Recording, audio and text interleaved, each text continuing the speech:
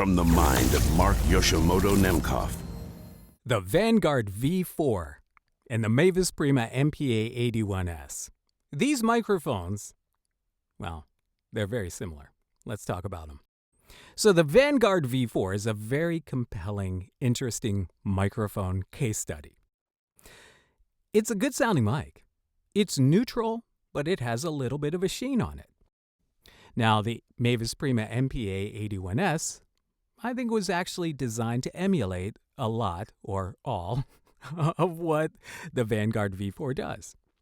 And that's not necessarily a problem, because it's not like you look at a microphone with a transformerless circuit and you can say that Vanguard invented dipping French fries into ketchup or anything. But still, they're very much alike. And yet they're very different in a lot of ways. This one is purple. It's Pinot Noir. That's how they describe this color, Pinot Noir. This one, they haven't given it a name, but I call it Merlot.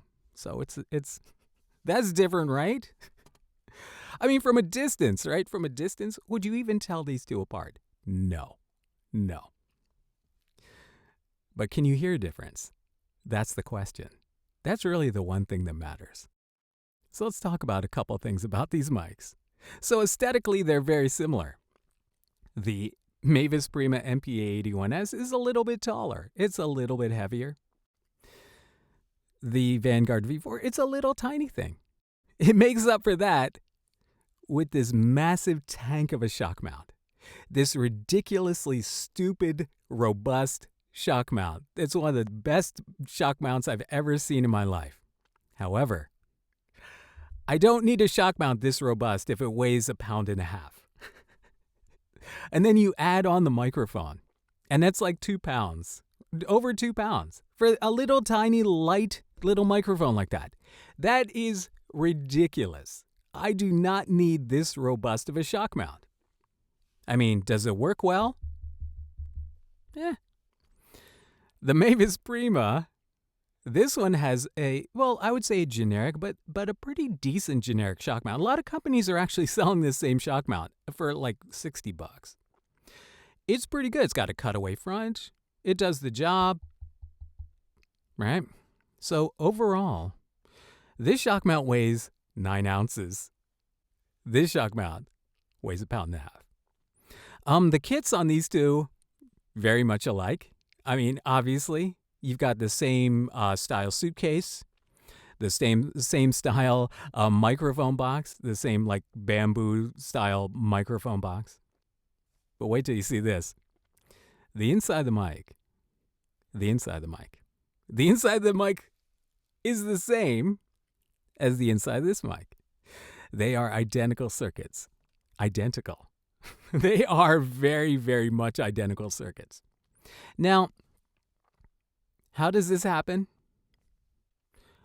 Generally, right, the Vanguard V4, wherever it is sold from an American company, there's a very good chance that they are having the boards made and manufactured in China. Now, what happens is you have a very, very generic Schoeps-style transformerless circuit. This is not a bespoke circuit. This is not a circuit that you can patent. This is a circuit that has been lifted from many a transformerless microphone. Going back to, like, you look at the cheap MXL microphone that you bought, like, back in the beginning, you know, whether it was a 990 or something, it has a very similar Schoeps-style transformerless circuit, very much. And nobody's paying royalties to anyone. Schoeps is not collecting royalties because it's not really a direct ripoff of anything, right? But everyone now borrows this circuit. And it would seem that it's very likely that whatever factory was commissioned to build the V4 circuit decided that, you know what, they're going to sell this circuit to other companies too. So it's the same exact circuit. The head basket is basically the same. This one has a little bit more of a ridge on the top, but they're the same size. So basically same cubic volume of head basket, pretty much. So what's different? What is different? Now, you can see very clearly, or at least clearly enough, the Vanguard V4 here has an edge-terminated capsule and slightly different meshing. There's only a 2-layer mesh in here. Is that 2-layer? Yeah, it's 2-layer mesh in here. So you're going to get a little bit more transparency through the head basket, and also a different sound because it's an edge-terminated capsule. This, you can't really see because it's got a standard 3-layer mesh. This has a center-terminated capsule, but they're the same backplate, meaning that the whole pattern design on the back of the capsule, the backplate, is the same backplate. The question I have, what happens if you put a capsule like this in here? I mean, this is not a groundbreaking capsule. And if it sounds like I'm crapping all over the Vanguard, let's just try to break some myths here. This is not a groundbreaking capsule, nor is it a capsule that they make. They acquire this capsule in the same way that any other boutique microphone company that doesn't make their own capsules does. So what makes the Vanguard so special? That's what I want to know. I mean, the fit and finish is top quality. But it's the sound that I care about. I mean, you know, if my goal was to put this microphone up in front of people to like make them say, "Oh, wow, that's beautiful." I mean, that's a different that's a different goalpost than the one that I'm aiming at, which is all sonically based. So the Vanguard, and here's where it turns dark. I'm angry at the Vanguard V4. I have anger towards it. Now I'll tell you why. When the Vanguard V4 came out, this was a sensation. If you remember, if you are one of those people like myself who tends to consume microphone information, like Al Pacino's character snarfing up cocaine in Scarface. I mean, when it comes to microphone information, if it comes out, I'm putting my face on my desk and just inhaling all of it. That's how I feel about it. I'm addicted to microphone information. So when the Vanguard V4 came out, a lot of people were talking about it. We were very interested in it. Because first of all, it looked cool. And the V13, which preceded it, the tube mic, had gotten rave reviews. And also because it was affordable. It was an affordable tube mic. It was selling for less than $1,000. And it definitely sounded like more than $1,000 worth. So when the V4 came out, you know, there was a lot of interest because it was a premium-looking microphone that had a list price. Well, I think it was street price, whatever. It was selling for $399. $399 for this kit with the suitcase and the box and the overly massive shock mount. Pretty cool. I mean, it was very compelling. A lot of people were talking about it. And, you know, I think really the overall assessment of this mic was the same. It sounds good. It's not going to blow your socks off or anything like that, but it's a really good utility mic. And it's good on voice. But, you know, I would say it's a good all-rounder. You know, but again, very neutral. Neutral with a little bit of a shine. So, you know, people were interested in this mic, and they were talking about it. And then Vanguard, they upgraded it. But they did it in a way that seemed awkward and ill-advised. So what they did, one of the big selling points on the Vanguard is that they say that they cryogenically treat the components inside the mic. And what they mean is they expose the circuitry of the mic to something like minus 300 degrees, something ridiculous. Like they cryogenically freeze them, and it's supposed to make the circuit more stronger, like it'll last longer, more robust. And it makes it quieter. And they had an advertised noise spec on this, the Gen 1 V4, of 14 dB or lower, right? I mean, that's pretty impressive. Does this have a noise spec of 14 dB or lower? I don't know. I don't think so. but it's fairly quiet. It's not a super noisy mic. It's not like one of those MXLs that you pick up that has like a 22 dB noise floor. So, I mean, very respectable. Very respectable. And then something happened. So during the pandemic, Vanguard decided, and it was probably a necessity, that they had to change the mic. And it had to do, their explanation was supply chain, cost of parts going up. And again, during the pandemic, there were issues, again, as we all know, with the supply chain and with the costs going up. So, they were looking at their costs going up.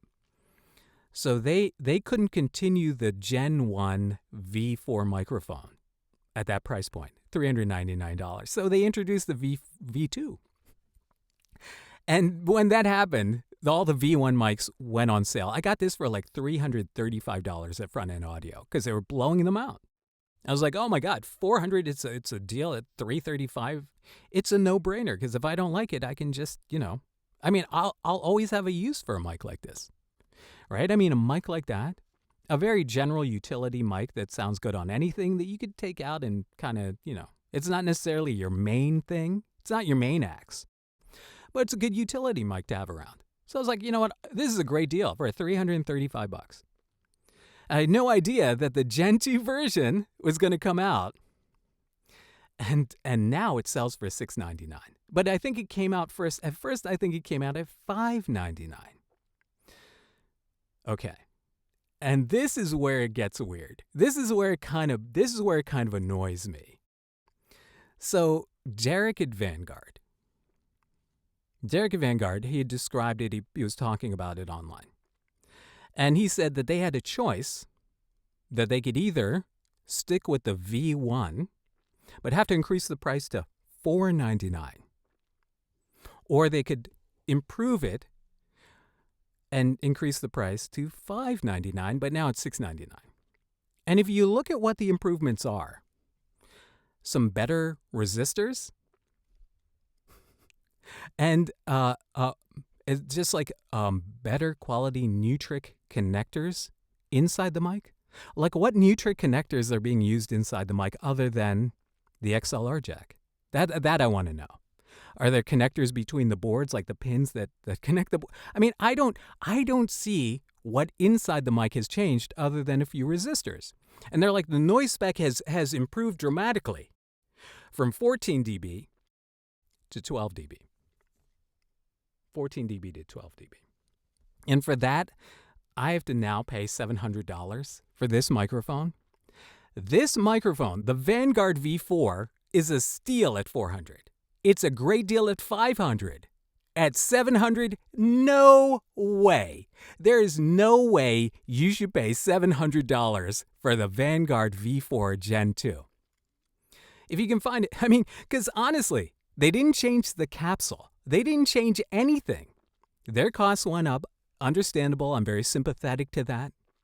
But they had a choice between continuing this mic at an affordable price point, still sub $500, because I think we can all recognize that there is a psychological barrier at sub $500, where it's almost like for a lot of people, that's like, it's a lot easier to commit to a mic like that, especially one that's not necessarily like a specialty mic, like not necessarily a mic you'd be like, oh, I have a specific need for it, but like, oh, this is a good mic I'm going to have around. $500 for this, any day. $700 for this, not even a question. That is just a big no. And then you look at this mic for $215, and you think, wow, this is a complete rip of this, even though this is Pinot Noir and this is Merlot. And you think, okay, $215 shipping, with shipping another maybe $20, $25, $250 at my door. And this current prices will probably change. But still, if you got this mic, and then you could get this capsule, you could get the capsule like that for probably about $50. So if you look at this mic, $300 all in with a capsule swap. And you know what? Actually, like a 47 style capsule in here, the REN Audio Flat 47 would sound amazing in here. Because again, it's not a noisy mic. It's got the same circuit as this. So if I put a flat 47 in this, and I have this, and I have that, That's a pretty good combination. Now again, I look at mics like they are all Frankenstein projects waiting to happen. So, this mic, I'm not gonna operate on this mic. I like this mic. The way it sounds, it's fine. I mean, I don't really use it a lot, but I like having it in my collection. And quite honestly, it's a nice looking mic with a premium style badge, and this all in all, the package is nice. But again, I don't know. What do you think? I'm rambling on and on about this because, quite honestly, I just don't see the value proposition in going with the Vanguard.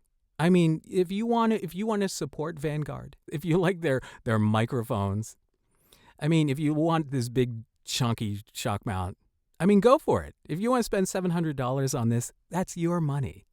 But I'm not doing that. I would not buy this mic again at that price. So, overall, what do you think? Would you buy this mic?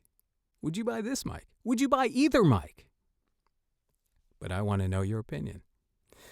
The Vanguard V4 and the Mavis Prima MPA-81s. Some of you may actually prefer this tonality to this tonality.